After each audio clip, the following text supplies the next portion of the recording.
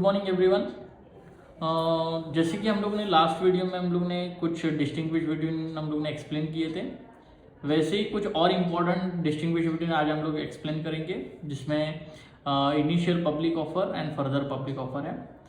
सो आज हम लोग समझेंगे what is initial public offer and what is further public offer and what are the difference between initial public offer and further public offer. तो चलो दोस्तों start करते हैं। IPO refers to the offer of securities by an unlisted company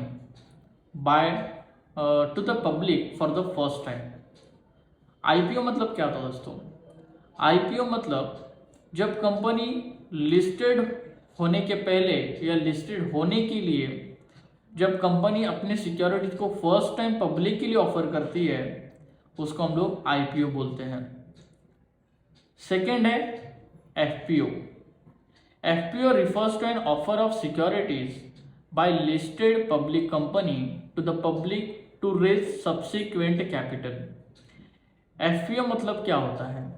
FPO मतलब IPO हो जाने के बाद जब कंपनी लिस्टेड हो जाती है स्टॉक एक्सचेंज में, तो उसके बाद कंपनी सब्सिक्वेंटली फंड्स को रेज करने के लिए जितने टाइम भी शेयर्स को पब्लिक के लिए ऑफर करेगी, उसको हम लोग FPO बोलते हैं। ठीक है, नेक्स्ट पॉइंट है दोस्तों, type of issuer company. It is issued by unlisted public company. अभी कौन सी कंपनी IPO इशू करती है? तो जो अनलिस्टेड पब्लिक कंपनी होती है वो IPO इशू करती है, और जो लिस्टेड पब्लिक कंपनी होती है वो FPO इशू करती है।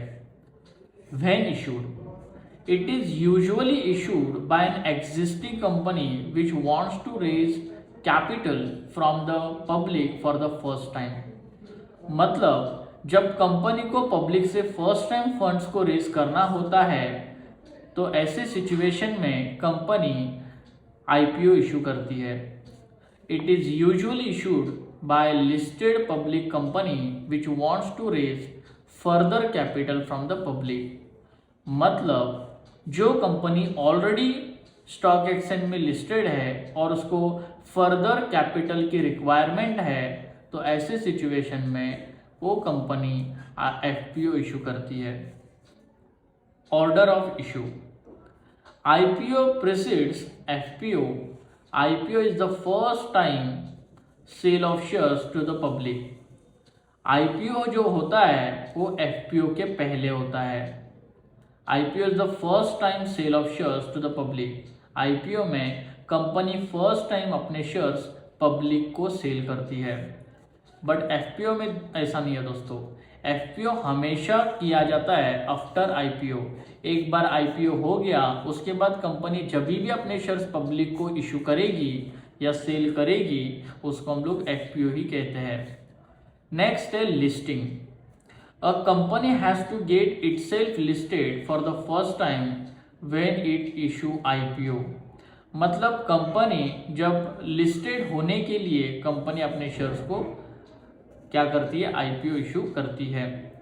A company making FPO is already a listed company, but FPO के पहले ही कंपनी क्या होती है? स्टॉक एक्सचेंज में लिस्टेड होती है। Risk, it is a very risk the investor as the cannot predict the company's performance।